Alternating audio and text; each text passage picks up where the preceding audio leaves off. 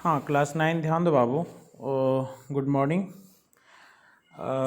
पिछले दिनों हम लोगों ने क्लास में इसके बारे में वीडियो लेक्चर से पढ़ा था 3.4 में भारतीय संविधान के जो बुनियादी मूल्य हमारे हैं, है ना, guiding value of the Indian constitution, जो बेसिक गाइडिंग वैल्यू थे, जिसमें हमने सपने और वादे, प्रॉमिसेस एंड जो हमारा ड्रीम्स था उसके बारे में देखा था, जो देश के संविधान निर्माताओं के जो हमारे क्या सपने थे। आज हम संविधान की जो एक्चुअल जो बातें वर्णित है, जो संविधान में जो बातें डिस्क्राइब की गई है, उसके हम बेसिक ये फिलॉसफी पर चर्चा करेंगे, जिसमें तुम देखोगे भी कि फिलॉसफी ऑफ द कॉन्स्टिट्यूशन, जो पिछले दिनों हम लोगों ने तुमको पढ़ने के लिए बोला भी था, तुम लोगों ने लिख करके दिखाया भी था, जो भारत के संविधान वगैरह के बारे में उस पर जिक्र की गई। मतलब हम यहाँ वर्ड्स के पीछे छुपी हुई फिलॉसफी को हम लोग एनालाइज करेंगे। वो तो लोगों के विचार थे कि गांधी का सपना कैसा था देश को लेकर के, अंबेडकर के सपने कैसे थे, जवाहरलाल नेहरू क्या सोचते थे। यहाँ पर हम वर्ड्स जो जिक्र किया गया ना, उसके पीछे क्या फिलॉसफी छुपी हुई है, उस पर हम लोग चर्चा करेंगे इस वीडियो लेक्चर में। इसके बाद में एक तुम्हारा है कॉन्स्टिट्यूशनल डिजाइन भी है, संस्थाओं का किस प्रकार का स्वरूप हो, उसके बारे में भी जिक्र हम लोग इसमें करेंगे। इस तरीके से चैप्टर इस वीडियो के साथ में हमारा समाप्त हो जाएगा। तो देखो, इसमें है क्या कि ये जिन मूल्यों ने स्वतंत्रता संग्राम के लिए जो प्रेरणा दी थी, जो जो वैल्यूज़ ऐसे हमारे थे, इसमें दे रहा है कि values that inspired the guided the freedom struggle and were in a turn narrated by it form, है ना। जिन मूल्यों ने स्वतंत्रता संग्राम के लिए प्रेरणा प्रदान की और जिस दिशा निर्देश दिए गए, जहाँ पर जिस क्रम में जांच परख लिया गया, वो भारतीय लोकतंत्र का आधार बने। कौन से उस पैरामीटर्स हमारे हो सकते हैं जिसके अकॉर्डिंगली हम देश के अंदर में लोकतांत्रिक चीज़ों को बहाल कर सकते हैं, जो पैरामीटर तय किए गए थे, उसी भारतीय संविधान की प्रस्तावना में इन्हें शामिल किया गया है। ठीक है, संविधान की प्रस्तावना में चीज़ों को शामिल करने का प्रयास हमारा किया गया है। तो इसमें है क्या कि भारतीय संविधान की जो सारी संविधान की शुरुआत एक प्रस्तावना के साथ किया जाता है, वो यहाँ पर प्रस्तावना के साथ इसकी शुरुआत करने की बात हमारी हुई है। आप यहाँ आ जाओ। हाँ, सारी तरह इन्हीं के रूप बनाई गई है, कौन कौन से आर्टिकल्स के एनालिसिस उसमें की जाए। एंड संविधान की शुरुआती बुनियादी मूल्यों की एक छोटी सी उद्देशिका के साथ में प्रस्तुत करने का प्रयास किया है, जिसमें मैंने तुमको बोला भी था प्रियम्बल का जो जिक्र किया जाता है। प्रियम्बल एक तरीके से समझो ना कि किसी बुक का हमारा प्रीफेस होता है, जो यहाँ पर हमारा है। इसको अगर तुम पढ़ोगे, तुम लोग देखो कोई बुक पढ़ते हो ना, उसके पढ़ते सबसे पहले पेज पर ना एक हमारा सभार लिखा रहता है, आभार या सभार लिखा रहता है, उसको इंग्लिश में प्रीफेस हम लोग कहते हैं। तो उसमें राइटर्स का एक ना हमारा अपना ओपिनियन होता है कि बुक में एक्चुअली क्या है, इसका उद्देश्य क्या है, और ये किन सुधी पाठकों के लिए हमारा ज़रूरी है।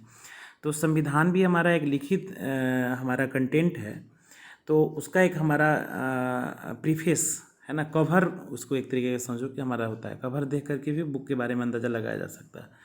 तो इसमें जो वर्णित जितनी भी बातें हैं, उससे तुम अंदाज़ा लगा सकते हो कि संविधान हमारा किस प्रकार से बना है।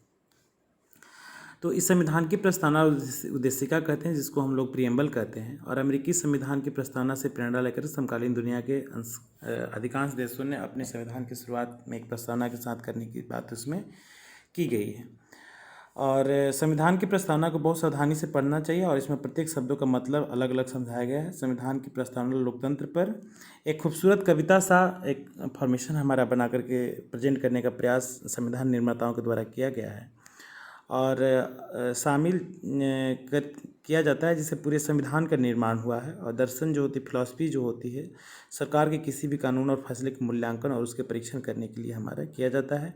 इसके सहारे भी यह परखा जा सकता है कि कौन कानून कौन सी प्रकार के फैसले ले सकता है, या अच्छा है तुम्हारे लिए या बुरा है, इसका भी जिक्र किया गया। और इसमें भारतीय संविधान की आत्मा बसती है, ऐसा माना जाता है। स्वाभाविक है, ये भारत सरकार बनाम केशवानंद भारती में भी इस बात का जिक्र किया गया था कि संविधान की मूल भावना से खिलवाड़ हमारा नहीं किया जा सकता है। फिर बाद में उसमें ऐसा हुआ कि मॉडिफिकेशन के तौर में केवल अच्छी बातें ही हमारी जोड़ी जा सकती है। ठीक। ठीक है। तो उसमें 42वें संविधान संशोधन, जिसको मिनी कॉन्स्टिट्यूशन भी हमारा कहा जाता है, बहुत सारे बदलाव हमारे हुए, अमेंडमेंट, जिसमें संविधान की प्रस्तावना में भी समाजवादी और पंथ निरपेक्ष शब्द हमारा जुड़ा गया था। तो देखो, सबसे पहले ये इसकी कॉपी जब वी द पीपल, ये संयुक्त राज्य का जो हमारा टाइटल था कि हम सभी लोग, जो एक लीडरशिप में वी फीलिंग आता है ना। कितना आदमी देखोगे ना कि एक विचारधारा में की होती है, मैं करते रहता है।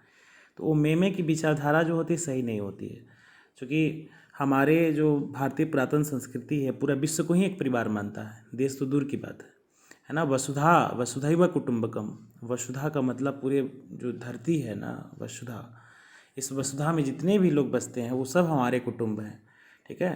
तो यहाँ पर हम एक लीडरशिप में ना वी फीलिंग का लाना बहुत ज़रूरी होता है, मैं नहीं हम, ठीक है। अब उसी चीज़ों को लोग आजकल फ्राई कर रहे हैं, लेकिन ये विचारधारा हमारी जॉर्ज वाशिंगटन और अमेरिकी जो स्वतंत्रता संग्राम के समय से ही हमारा प्रभावी है। तो इसमें दे रहा है कि in order to form a more perfect, है ना, यूनियन, कह रहा है कि अधिक अच्छा संघ बनाने के लिए, न्याय की स्थापना करने के लिए, घरेलू शांति की व्यवस्था को बहाल करने के लिए, म्यूचुअल जो हमारा सुरक्षा व्यवस्था बनाने के लिए, जन कल्याण को बढ़ावा देने के लिए और अपनी समृद्धि में स्वतंत्रता का लाभ लेने के लिए संयुक्त अमेरिका के इस संविधान को स्थापित करते हैं और इसे अभी सिक करते हैं, है ना। ये यूनियन जो हमारा था, यूनाइटेड नेशन, यूएसए जो था, यूनाइटेड स्टेट ऑफ अमेरिका था, ये अपने संविधान में इस बात का जिक्र किया था। वही दक्षिण अफ्रीका के लोगों का भी संविधान जो बना था हमारा, तो we the people of South Africa, वही कॉपी किया गया है कि हम दक्षिण अफ्रीका के लोग, हम अपने किस प्रकार के समाज का निर्माण करना चाहते हैं। तो इसी की कॉपी हमारी है भारत का संविधान का जो प्रस्तावना हमारी है, ठीक है। ये तुम देख सकते हो। तो ये जो अमेरिका और दक्षिण अफ्रीका के लोगों के जो विचारधारा थी, वहाँ के संविधान निर्माताओं के जो विचार हमारे थे, उससे ये चीज़ों को हमारा लिया गया है। तो सबसे पहले इसमें जिक्र करा we the people of India, यहाँ भी वही बात है जैसे वहाँ कर था कि हम अमेरिका के लोग, हम दक्षिण अफ्रीका के लोग, तो यहाँ पर हम भारत के लोग, भारत के संविधान में हम का प्रयोग किया गया है। We the people of India means हम भारत के लोग, है ना, हैविंग सोलमनी, है ना, resolve the constitution into a sovereign socialist secular democratic republic and to secure to all the citizens, कह रहा है कि हम भारत के लोग भारत को एक संपूर्ण प्रभुत्व संपन्न समाजवादी, है ना, सब रीजन का संपूर्ण प्रभुत्व संपन्न हमारा होगा, सोशलिस्ट का मतलब समाजवादी, पंथ निरपेक्ष सेकुलर, है ना, एंड डेमोक्रेटिक रिपब्लिक लोकतंत्रात्मक गणराज्य बनाने के लिए तथा उसके समस्त नागरिकों को, ठीक है, to secure to all the citizens, क्या आप सिक्योर करना चाहते हो, है ना, justice, social, economic and political, सामाजिक, आर्थिक तथा राजनीतिक न्याय, विचार, है ना, अभिव्यक्ति, विश्वास, धर्म और उपासना, जिसमें लिबर्टी ऑफ थॉट, है ना, expression, belief, faith and worship, है ना, स्वतंत्रता, प्रतिष्ठा और अवसर की समता प्रदान करने के लिए तथा उन सब में व्यक्ति की गरिमा, मतलब उसकी व्यक्ति की गरिमा, डिग्निटी को भी बनाए रखना है हमारा, और राष्ट्र की एकता और अखंडता सुनिश्चित करने वाली और फेटर्निटी को बढ़ावा देने वाली, है ना, fraternity assisting to the dignity of the individuals, जो बंधुता बढ़ाने के लिए दृढ़ संकल्पित होकर के हम इस संविधान सभा के आज तारीख 26 नवंबर 1949 को ही बनकर तैयार हो चुका था, जिसमें ये विक्रमी संवत, चूँकि भारत के हिंदू साम्राज्य में विक्रम और विक्रमादित्य को काफ़ी महत्वपूर्ण माना जाता है, और ये तुम्हारा 58 BC में इसकी प्रारंभ हमारी की गई थी। तो नो डाउट हमारे देश का संविधान शक संवत राष्ट्रीय संवत माना जाता है, लेकिन यहाँ पर इसमें भारतीय संविधान में हिंदुत्व और हिंदुवादी व्यवस्था को बहाल करने के लिए विक्रमी संवत का जिक्र किया गया है, जिसका नाम है तुम्हारा मिति मार्ग शुक्ला सप्तम 2006 विक्रमी को एतद द्वारा इस संविधान को अंगीकृत, अधिनियमित और आत्मर्पित करते हैं।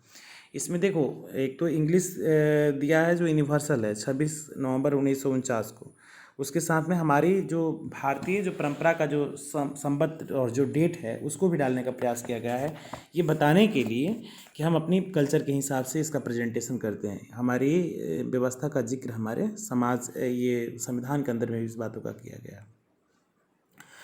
तो अब हम यहाँ पर इसके जो कॉन्स्टिट्यूशनल वर्ड का जो एनालिसिस की गई है, इसकी पीछे क्या फिलॉसफी छुपी हुई है उसके बारे में हम लोग जिक्र करेंगे।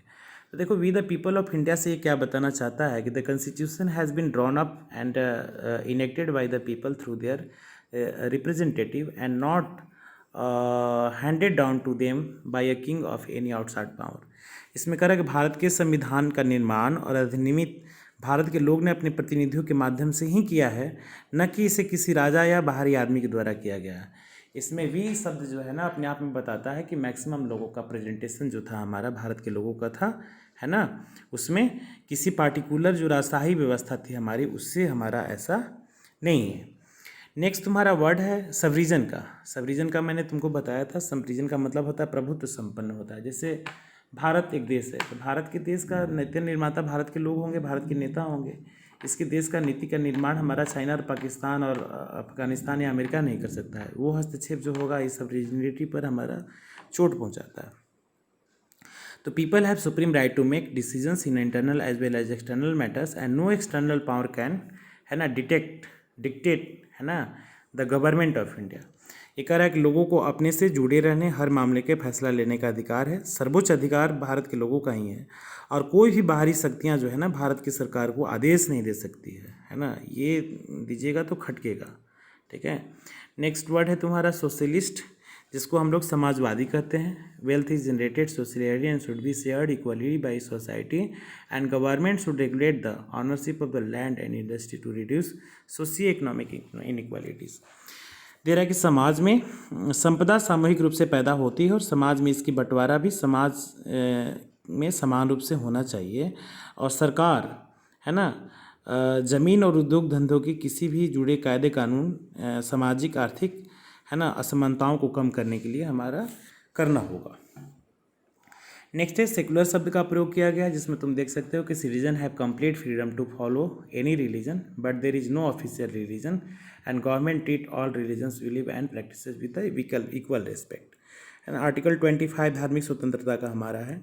नागरिकों को किसी भी धर्म को मानने की पूरी आज़ादी है, लेकिन कोई भी धर्म जो होगा आधिकारिक नहीं हमारा होगा। ये देश हिंदुओं का है, हिंदुस्तान नाम भी है, लेकिन इस देश का मतलब कोई पार्टिकुलर धर्म हिंदू नहीं कर सकता है।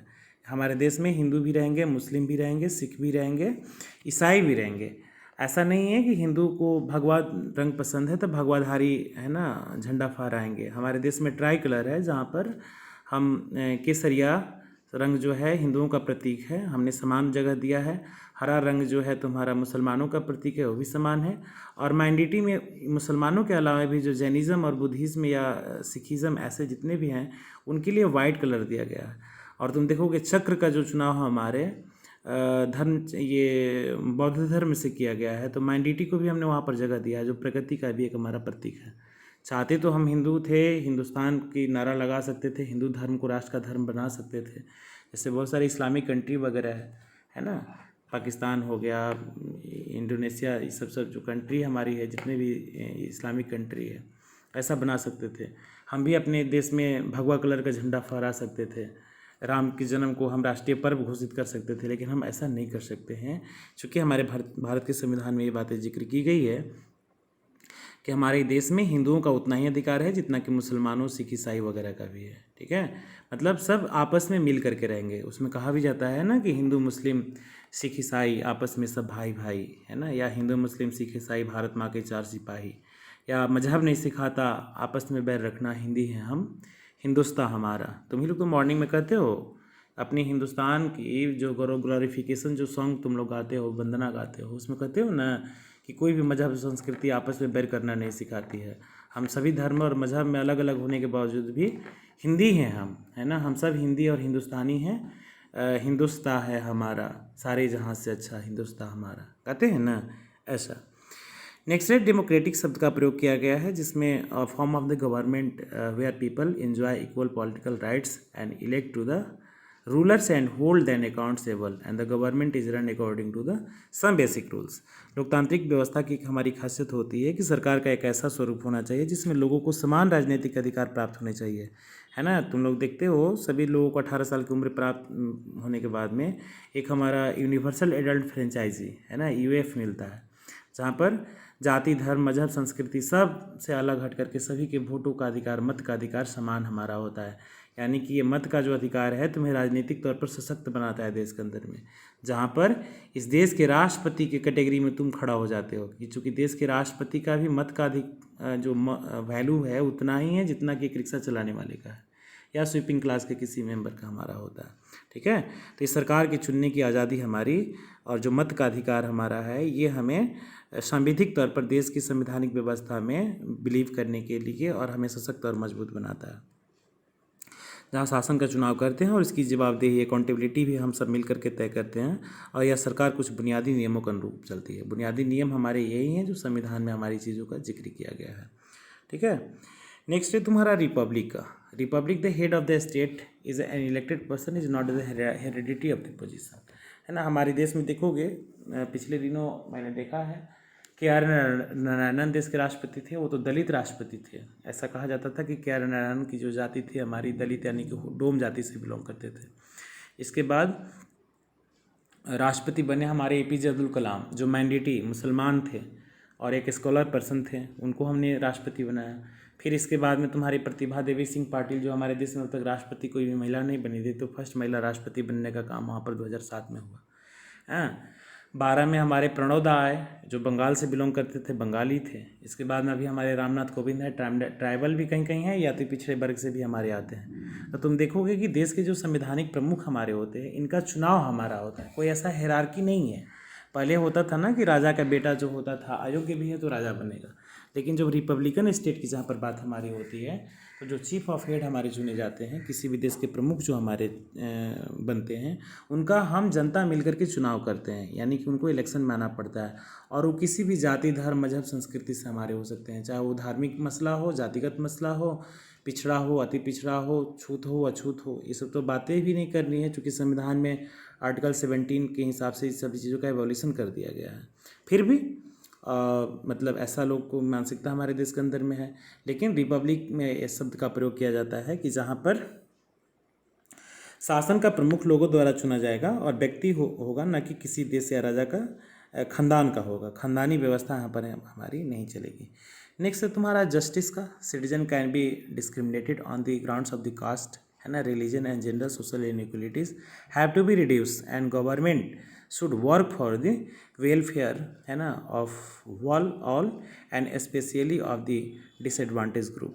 जिसमें कह रहा है कि ये जस्टिस, है ना, न्याय की जो बातें कर रहा है, दे रहा है कि नागरिकों के साथ उनकी जाति, धर्म और लिंग के आधार पर कोई भेदभाव नहीं किया जा सकता है ना। हमारा वो हमारा न्याय होगा, यानी कि हम जाति के स्तर पर न्याय करेंगे, धार्मिक स्तर पर हम न्याय करेंगे। ऐसा नहीं कि मुसलमान है तो उनकी संस्कृति का हम मजाक उड़ाएंगे, या कोई दलित और पिछड़ा वर्ग से है तो उसकी हम जाति का मजाक उड़ाएंगे। ठीक है, तो ये सोशल इनइक्वलिटीज़ को समाप्त करना भी हमारा सोशल जस्टिस कहलाता है ना। रिलीजियस इनइक्वलिटीज़ एंड डिस्पैरिटीज़ को कम करना हमारा रिलीजियस हमारा जस्टिस कहलाता है। बिहार में हमारे सामाजिक न्याय के सबसे बड़े मसीहा लालू यादव को कहा जाता है। अलग बात है कि चारा घोटाला और गलत सलत काम कर दिए, आर्थिक तौर पर उनके साथ में धोखाधड़ी हुई, है ना, और वो अंततः जेल में चले गए। लेकिन बिहार में सामाजिक स्तर पर जो डिस्पैरिटीज़ को कम करने में इनका काफ़ी बड़ा योगदान माना जाता है। बिहार में 2-3 बड़े नेताओं का नाम है जो एक सामाजिक परिवर्तन के कारक हमारे रहे हैं, जिसमें सबसे पहला नाम हमारा जेपी का था। फिर लोहिया का प्रभाव क्षेत्र हमारा उत्तर प्रदेश और बिहार का था, तो लोहिया का भी नाम आता है। लेकिन जेपी बिहार से ही थे तो उनको सामाजिक न्याय का भी मसीहा कहा जाता है। इसके बाद में लोक नायक के बाद में जननायक कर्पूरी ठाकुर आए। कर्पूरी ठाकुर ने भी सामाजिक स्तर पर बहुत बड़ा बदलाव किया था। और 90 के दशक में सबसे बड़े एक बिहार की राजनीति पर जो हमारा एक मंडल कमीशन के बाद में जो उदय हुआ वो हमारे लालू यादव का हुआ, जिन्होंने सामाजिक न्याय का नारा दिया था। और आज जो भी तुम समाज में परिवर्तन खास करके बिहार में देख रहे हो कि जो जाति का एक जो कॉम्प्लेक्स हमारा समाप्त हुआ और सभी वर्ग के लोगों का मतलब पार्टिसिपेशन समाज में इक्वल तौर पर देखने को मिलता है। इसमें एक बहुत बड़ा नाम हमारा लालू यादव का आता है। उसका बेटा भी आज बोलता है, नारा में बोलता है कि गरीबों को दिया आवाज़ तो कहते हो कि जंगल राज। जंगल राज तो ऐसे ही आया था कि जो दबे कुचले और शोषित वर्ग के थे, जो अकलियत थे, जिनकी बातों को बिहार में नहीं सुना जाता था, लालू यादव ने अपने शासनकाल में इन गरीबों को ना आवाज़ दिया था, है ना। और वही कहीं ना कहीं जातिगत नरसंहार में भी कन्वर्ट कर गया, जिसको लोगों ने जंगल राज नाम दे दिया था। क्योंकि जो जीनोसाइडल हमारे अटैक बिहार में हुए, जो तथाकथित तौर पर जो बहुत सारी सेनाएं, जिसमें एनसीसी और रणवीर सेना, ना जाने कितनी कितनी बातें 97 96 में हुआ करती थी, तो उसको लोगों ने जंगल राज कहा था। लेकिन एक्चुअल वो लड़ाई हमारी सामाजिक न्याय की थी, जहाँ पर जाति के कम्प्लेक्स को समाप्त करने के लिए दलित, शोषित और पिछड़ी वर्ग के जो लोगों ने आवाज़ उठाना प्रारंभ किया था। वही वो उसका बेटा नारा लगाता है कि गरीबों को दी आवाज़ तो कहते हो कि जंगल राज। तो हम एक पक्ष को ज़रूर मानते हैं कि चलो, इनका शासनकाल में लॉ एंड ऑर्डर बिल्कुल सही नहीं थी, अच्छे ढंग से काम नहीं कर पाता था, या आर्थिक अपराध तो किए ताकि उनको जेल में अपना ये अंतिम समय बिताना पड़ रहा है। लेकिन सही मायने में बिहार में जो दलित है ना, पिछड़े, अकलियत और अल्पसंख्यकों को आवाज़ देने का काम हमारा लालू यादव ने ज़रूर किया था। तो हम सामाजिक न्याय के तौर पर इसको हम अवॉइड नहीं कर सकते हैं। और बिहार के नेल्सन मंडेला कहा जाता है लालू यादव को। नेल्सन मंडेला वही हैं जो दक्षिण अफ्रीका की राजनीति में तुम लोगों ने पढ़ा देखा कि कैसे उन्होंने संविधान को बनाने में और दक्षिण अफ्रीका के काले लोगों का, है ना, अधिकार की रक्षा करने के लिए लड़ाई लड़ा था। या लालू यादव का ये जो सोशल ट्रेंड हमारा रहा, सोशल जस्टिस का, सामाजिक न्याय का, ये कहीं ना कहीं ये गांधी के कैटेगरीज में लाकर खड़ा करता है। या दक्षिण अफ्रीका से तो, मंडेला से तो तुलना इसकी होती ही है बिहार में, तो मार्टिन लूथर किंग जूनियर जो अमेरिका का था, उससे भी इसकी कंपेरिजन कर सकते हो। वहाँ रेस के बेस पर था, यहाँ कास्ट के बेस पर था। ठीक है, तो हमने थोड़ा सा यहाँ पर ब्रीफ करना ज़रूरी समझा, क्योंकि बिहार में जाति कम्प्लेक्स बहुत ज़्यादा तुमको देखने को मिलती है, और इसको हद तक समाप्त करने वाले हमारे लालू यादव हैं, जिनको सामाजिक न्याय का मसीहा भी हमारा कहा जाता है ना। अभी वर्तमान में हमने कहीं कहीं देखा है 2020 के इलेक्शंस के लिए तेजस्वी का फोटो कहीं कहीं लगा हुआ है, तो उसमें दिया है कि सामाजिक न्याय के बाद में अब होगा आर्थिक न्याय, यानी कि EWS और तमाम प्रकार के लोगों के लिए नौकरी पेशा देने की जो बात हमारी की, तो हो सकता है कि चुनावी प्रलोभन भी हो सकता है, लेकिन सामाजिक न्याय के लिए तो बिहार में इसको माना जाता है, क्योंकि उसके जो विरोधी भी है ना, दबे जुबान से, उसको बिहार के मंडेला कहते हैं, और वो कहीं ना कहीं विख्यात भी है ना। बिहार में 2-3 चीज़ें बड़ी कॉमन है, जिसमें लेलिन से तुलना हमारे जगदेव बाबू से किया जाता है, जो बिहार की राजनीति में बहुत बड़ा नाम था, लेलिन ऑफ बिहार कहा जाता है। उसी तरीके से मंडेला ऑफ बिहार हमारे लालू यादव हैं, जो सामाजिक न्याय के बहुत बड़े प्रतीक हैं। सो हमेशा किसी लीडर्स के प्रति निगेटिव अप्रोच ही नहीं रखना चाहिए। गलतियां भी की तो कुछ अच्छाइयां भी उसने की, जिसका ग्लोरिफिकेशन हमारे बिहार में होना चाहिए। और तमाम राजनीतिक विरोधी पार्टियां भी इस बात के लिए मानती हैं कि लालू ने गरीबों को आवाज़ दिया है और बिहार में जाति के कॉम्प्लेक्स को हद तक समाप्त किया है।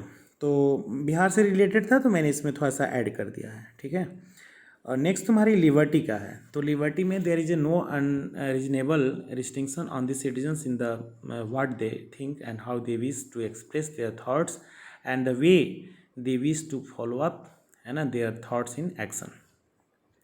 स्वतंत्रता का मतलब है नागरिक कैसे सोचें, किस तरह से अपने विचारों को अभिव्यक्त करें और अपने विचारों पर किस तरह से अमल करें। इस पर कोई अनुचित पाबंदी नहीं हमारा होना चाहिए। यानी कि तुम्हारा जितने भी आर्टिकल्स तुम देख रहे हो अधिकारों के अंदर में, जो हमारा 14 से प्रारंभ होता है समानता के बाद में, स्वतंत्रता में जो अधिकार हमारे आर्टिकल 19 से 22 तक होता है, जिसमें 19 सबसे पहला तुम्हारा है ना, अभिव्यक्ति की आज़ादी।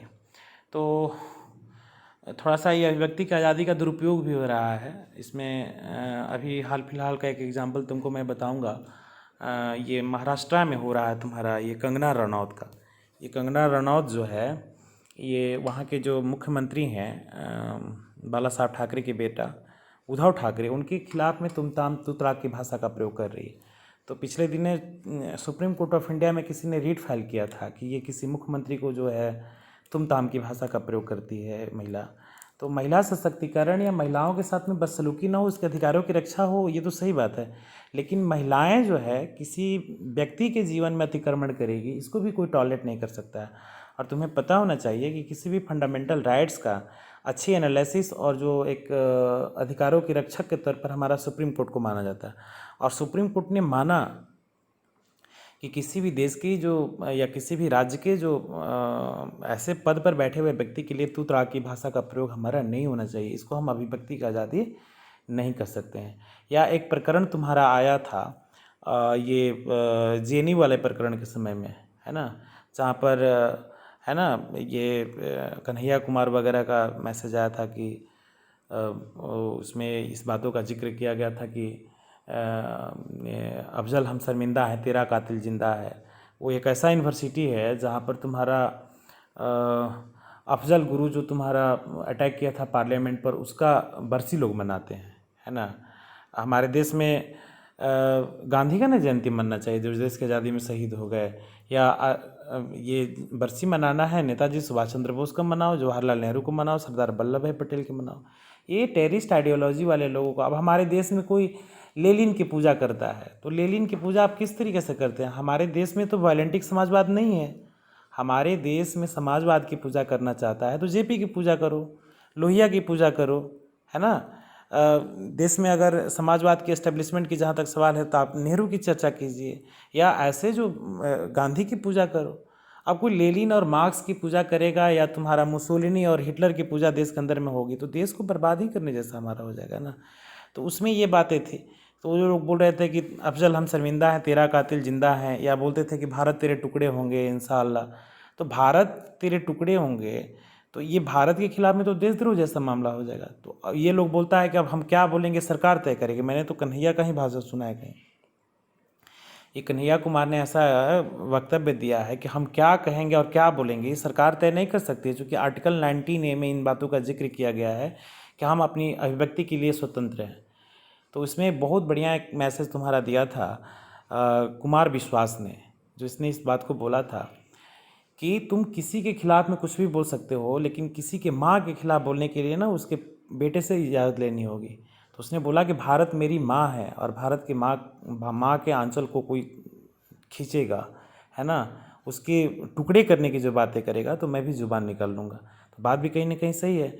तो ये सब तमाम प्रकार की जो एक तरीके के तुम सोचो कि वैचारिक जो क्रांति के नाम पर जो वैचारिक अपराध हो रहे हैं ना, इसको ट्रीट करने के लिए सुप्रीम कोर्ट ऑफ इंडिया हमारी है, और टाइम टू टाइम इस पर प्रोविज़न की बातें हमारी सुप्रीम कोर्ट ऑफ इंडिया की तरफ में की जाती है। मैंने ये अभिव्यक्ति के तौर पर ये बताना ज़्यादा ज़रूरी समझा 2-3 एग्जाम्पल के माध्यम से, ताकि तुम लोग इस बातों को समझ सको कि अभिव्यक्ति की आज़ादी का मतलब ये नहीं हुआ कि किसी मुख्यमंत्री के लिए या किसी प्रधानमंत्री के लिए तुम ताम की भाषा का हमारा प्रयोग करें, या ऐसे लोग बोलते हैं कि मैं प्रधानमंत्री की खाल खींच लूँगा। तो ये सब भाषा का प्रयोग नहीं किया जा सकता। अपने देश के अंदर में संवैधानिक पदों पर बैठे हुए लोगों के प्रति हमें सम्मान की भावना रखनी चाहिए, और वो हमारे राष्ट्र के प्रतीक होते हैं। जैसे हम संविधान की रक्षा के लिए प्रतिबद्ध होते हैं, उनके खिलाफ में भी इस प्रकार की आपत्तिजनक भाषा का प्रयोग करना अभिव्यक्ति की आज़ादी के दायरे में हमारा नहीं आता है। और जब ये मामला हमारा सुप्रीम कोर्ट या हाई कोर्ट को भी हमारा ऐसे कंटेम्प्ट का अधिकार हमारा होता है, जब ये मसले जाते हैं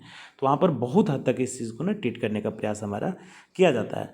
तो लिबर्टीज़ के तौर पर अगर चाहते हो तो मैं 2 वर्ड में भी कर सकता, मैंने 2-3 एग्जाम्पल को भी तुम्हारे साथ ऐड कर दिया हूँ। चाहो तो तुम इन चीज़ों को देख सकते हो, समझ सकते हो, चूँकि ये सिविक्स में तमाम बातें जो होती है मॉडर्न चीज़ों से जुड़ी हमारी होती है। नेक्स्ट है तुम्हारा equality. All are equal before the law, and the traditional social economic inequalities have to be ended, and the government should ensure equal opportunity for all. कानून के समक्ष सभी लोग समान होते हैं। पहले से चली आ रही सामाजिक असमानताओं को समाप्त करना चाहिए, और सरकार हर कानून नागरिक को समान अवसर उपलब्ध कराने की व्यवस्था हमारी करेगी।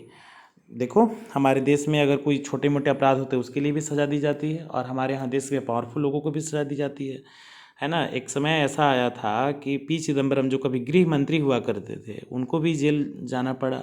लालू यादव ने गलती किया, उनको भी जेल जाना पड़ा। देश में छोटे मोटे जो होते हैं वो भी गलतियाँ अपराध करते हैं तो उनको भी जेल जाना पड़ता है। यानी कि कानून के नज़रों में सब हमारे समान हैं। और ये कह रहा है कि सामाजिक असमानताओं को समाप्त करना चाहिए जो लंबे समय से चली आ रही है। इस सामाजिक असमानताओं में जो छुआछूत की भावना थी, आर्टिकल 17 के तहत उसको एबॉलिश करने का प्रयास हमारा किया गया। या आर्टिकल 15 तुम्हें आज़ादी देता है कि देश के किसी भी कोने में तुम रह सकते हो, कोई भी भाषा तुम बोल सकते हो। 18 है ड्यू को समाप्त कर दिया गया। 19 है अभिव्यक्ति की आज़ादी तुम्हारी है। आर्टिकल 21 से तुम्हारे जीवन जीने की आज़ादी तुमको दी जाती है। तो ऐसे बहुत सारी व्यवस्थाएं हमारी होती है जहाँ से हम समता को सिक्योर कर सकते हैं। नेक्स्ट है फेटर्निटी, जिसमें all of us should behave as we are members of the same family and no one should treat to follow citizens is as a inferior. ये कहता है कि हम सभी लोग जो है ना एक ही परिवार के ही अंग हैं, मतलब हम बिहारी हैं, चलो हमारी एक बिहारी अलग पहचान है, बट हम भारतीय हैं, है ना। हम मराठी हैं बिल्कुल, बट हम इंडियन हैं। तो ये जितने भी मराठी, बंगाली, पंजाबी, मद्रासी जो भी तुमको दिखाई दे रहे हैं, ये सब अलग अलग पहचान होने के बावजूद भी परिवार में होता है ना कि कोई लड़की होती है, कोई लड़का होता है, किसी का नाम मंटू होता है, किसी का नाम संटू होता है, किसी का पुरुषोत्तम होता है, कुछ भी कोई फ़र्क नहीं पड़ता है। कोई चाची है, कोई कई काकी है, कोई दादी है, कोई नानी है, कोई बुआ है, कोई दीदी है, कोई भैया है, कोई चाचा है, कोई कुछ है, बाबा है, पापा है, सब एक हैं, सब एक घर के मेंबर हमारे होते हैं। ऐसी हमारी फीलिंग होनी चाहिए। तो हमारे देश में यही इसलिए दी जाती है कि हम सब आपस में अलग अलग होने के बावजूद भी हम लोग एक हैं, ठीक है। तो ये हमारे भारतीय संविधान में वर्णित शब्दों का जो हमारा फिलोसफिकल एनालिसिस थी। नेक्स्ट है तुम्हारा इंस्टीट्यूशनल डिज़ाइन का, जिसमें कह रहा है कि संविधान सिर्फ मूल्य और दर्शनों का बयान भर नहीं है, जैसा कि हमने पहले ही जिक्र किया था कि संविधान उन मूल्यों को संस्थागत रूप देने की कोशिश करती है। देखो फिलोसफिकल बातें जो होती है ना, थोड़ा सा बहुत ज़्यादा आइडियलिस्टिक लगती है ना, बहुत ज़्यादा आदर्शवादी लगती है। तो इसको अमली जमा पहनाने के लिए हमारे देश में कॉन्स्टिट्यूशनल डिज़ाइन का हमारा होना बहुत ज़रूरी है, ठीक है।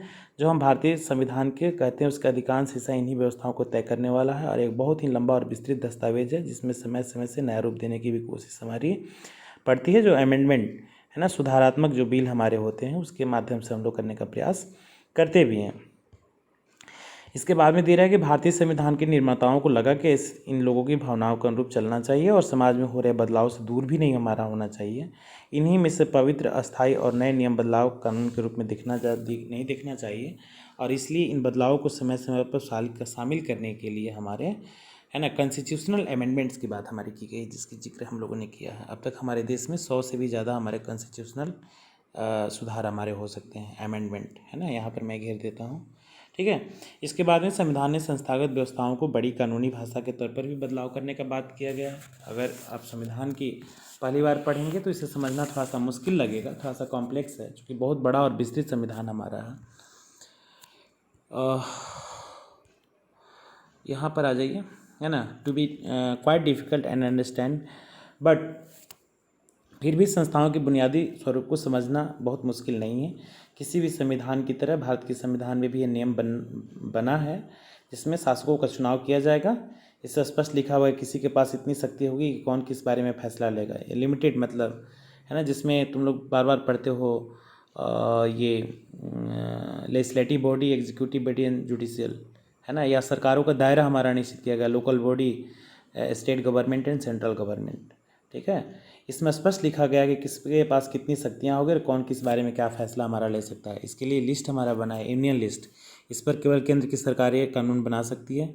कनकरेंट लिस्ट, जहाँ पर केंद्र और राज्य दोनों बना सकती है। और जो स्टेट लिस्ट हमारा होता है, जहाँ पर राज्य की जो सूची हमारी होती है, वो केवल हमारा राज्य फैसला ले सकता है। साथ ही संविधान नागरिकों के कुछ स्पष्ट अधिकार भी दिए गए हैं, जिसमें हम लोग 6 अभी हमारे वर्तमान में संपत्ति के अधिकारों को लीगल राइट बना दिया गया है, लेकिन फंडामेंटली हमारे पास में ऐसे राइट्स मिले हुए हैं और कुछ हमारे लीगल राइट्स भी हैं, जिसमें सूचना का अधिकार हो गया, शिक्षा का अधिकार हो गया, ये काम मांगने वाला जो अधिकार है, मनरेगा के माध्यम से जॉब सिक्योरिटी की भी बात हमारी की जाए। सामाजिक सुरक्षा के लिए बहुत सारे कानून हमारे बने हुए हैं। संविधान नागरिकों को कुछ स्पष्ट अधिकार देकर सरकार के लिए भी लक्ष्मण रेखा तय की गई कि इसको आप भी नहीं क्रॉस कर सकते हैं और सरकार इससे आगे भी नहीं बढ़ सकती है। इस किताब में शेष 3 अध्याय भारतीय संविधान की इन्हीं 3 पक्षों के बारे में बताने का अगला जो प्रयास किया जाएगा, और हर एक जो चैप्टर में कुछ प्रमुख संवैधानिक प्रावधानों पर भी नज़र डालने को मौका मिलेगा। उसे समझने और लोकतांत्रिक व्यवस्था को जानने का हम लोग कार्य करेंगे। लेकिन यह किताब भारतीय संविधान द्वारा स्थापित सारी प्रमुख संस्थाओं व्यवस्थाओं को नहीं समेटती है। मैंने तो बोला ही, काफ़ी डिटेल्स भी है ये सब। इसके कुछ पहलुओं पर अगले आने वाले समय में, जिसमें तुम लोग फेडरल स्ट्रक्चर्स जो बातें अधूरी रह जाएगी वो हम लोग क्लास 10 में पढ़ेंगे, ठीक है। और आई थिंक 34-35 मिनट का वीडियो भी होगा। इस तरीके से चैप्टर तुम्हारा समाप्त हो गया। यहाँ पर कुछ ऐसे कीस्टोनिक वर्ड दिए गए हैं, जिसमें अपार्थाइड है ना, रंगभेद की नीति जो दक्षिण अफ्रीका से लिया गया है, ये सब 1 वर्ड का है, तुम्हारा 1 नंबर का हो भी सकता है। क्लाउजेज हो गए जो करेंट, ये हमारा आर्टिकल्स होती है, जिसको धारा भी हम लोग कहते हैं। कॉन्स्टिट्यूशन, संविधान क्या होता है, एक लाइन में डिफिनेशन कर सकते हो।